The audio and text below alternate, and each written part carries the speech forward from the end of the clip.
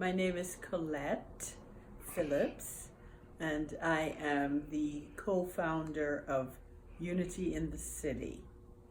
What I love most about Reverend Ed is his authenticity, his dedication to the true interpretation from a metaphysical perspective of the Bible. He makes listening to the biblical parables and the biblical stories intriguing, interesting, and enlightening. And no matter what, there is never a Sunday when Reverend Ed preaches that I don't walk away with something new. Always some new nugget of insight, of looking at the biblical words in a new way. And I am so grateful to have had the opportunity to experience him as a spiritual teacher, a spiritual guide, a role model, and just an all-around lovable human being. Thank you, Reverend Ed.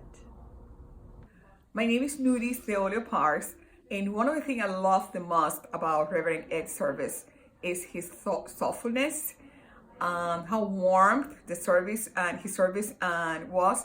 And I always will leave from the service taking a great things out of his words. I also wanted to say that in loving memory of my husband, Mariano Parks, Mariano was crazy about you. He loved so much your service. He never wanted to miss it. He always wanted to be here to listen to you. So thank you so much. May God bless you and protect you everywhere you go. Well, Reverend Ed, first I want to let you know that my wife Beverly was here today. You may see her in some of the pictures scanning the crowd, and she autographed a book, and she asked me to make sure I let you know how meaningful you are and your ministry has been to her. I also want to echo that as well. And the thing that I love so much about you, Reverend Ed, particularly at a Unity Church, is the fact that you do use the Bible, that your work is Bible-based. It seems to me that a lot of people who go to Unity who kind of like shy away from the Bible. I mean, the Bible is the Word. That is the basis for spiritual study. And I always appreciate the fact that you ground your work that way. You expand our understanding of the Bible. You make it accessible to us all so that we can see how we can live those messages that are buried in those old texts can still have meaning to us today. And of course, I just love the fact that you always bring your elegant self. You always have like a presence. I'm just so happy to have found you, to have met you, to have had an opportunity to learn and study with you. And I wish you all the blessings in life and much love. So, Reverend Ed, what I love about you is there's just something very dear about you. And I love how gentle you are. This is Shira, by the way, Shifra. I love how insistent you are. You're very gentle, but also very strong and very present. And I love the way you open up the Bible for people like me who have a lot of issues with it. But you have a way about you that's very inviting and welcoming, and I feel like we're going on a journey, and the way you talk about how it's telling you about your life or about my life. And I love the sense of inclusion that you preach and that you practice. And I love your sense of humor, the gently self-deprecating. And I love just your presence is really beautiful. And I love learning about the history of the Unity movement, which I didn't know much about. You just have something very inviting about you and wonderful. And I also loved it when you went to, I think you were in the Golan, and you went with all those ministers and priests and rabbis and imams to be with them, to pray for a stop to the violence that was going on in Syria. And I love the constant message of unity, unity, unity, and love. Hi, it's Evelyn, Reverend Ed. So, what I love about you, Reverend Ed, is your openness always.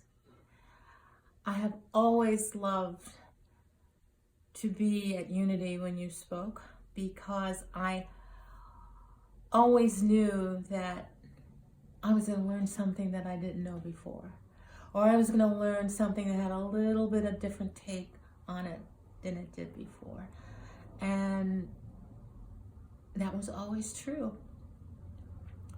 So, of course, I'm missing you at Unity, like everybody.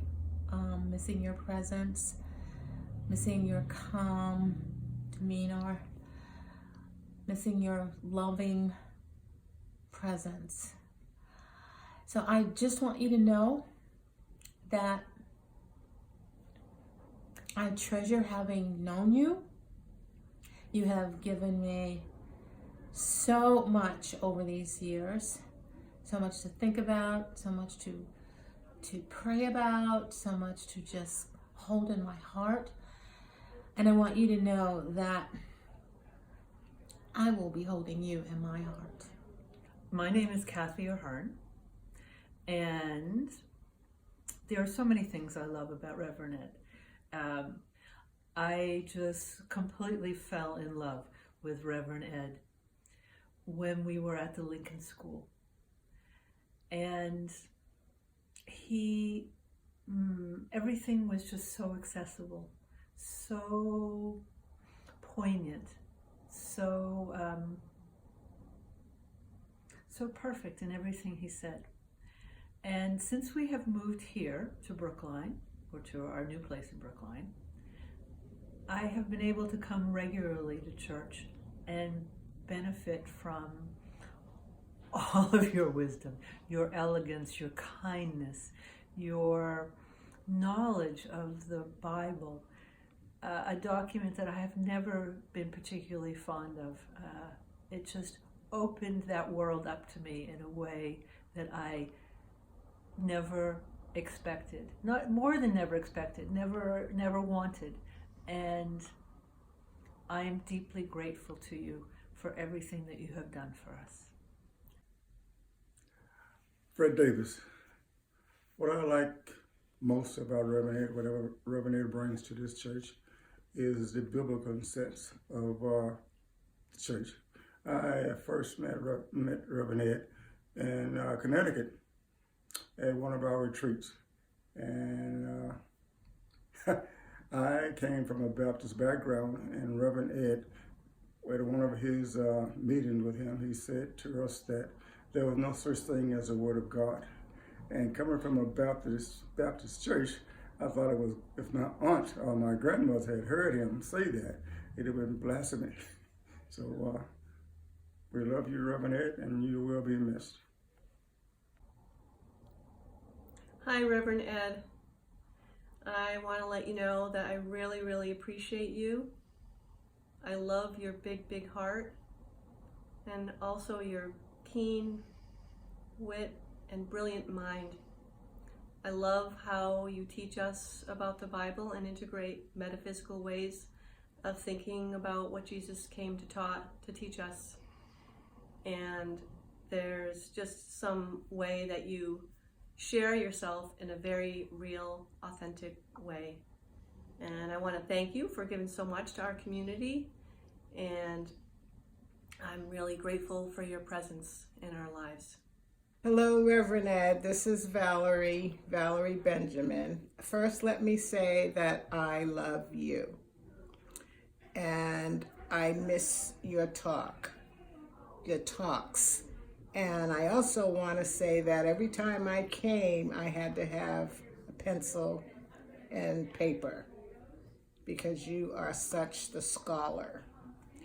Now, what I love most about you is that when I came to you with my cancer diagnosis and my bald head, you took time to spend with me to talk about where my feelings were about the cancer, and gave me some insights, and I followed them, and I came today so that you can see that your prayers worked, because you did pray for me, and here I am. So I want to say thank you, and I want you to know that I am praying for you. What I love most about Reverend Ed, so many things, but what is most present is your knowledge and wisdom regarding the sacred text. I love, love, love your teachings and your knowledge of the Bible, and to sit at your feet and to glean that knowledge. And most importantly, how you make it relevant and revealing to today's time and experiences. And I just love that about you, and your ability to make it real and exciting, and your humor that you add to it. And that will stay with me forever and ever. Jane Lopez is my name, and what I love most about Reverend Ed is because I was brought up on the Bible, and I was brought up with really limited interpretations of all the stories, of all the scriptures. Reverend Ed, you opened it up for me as something that I could actually believe.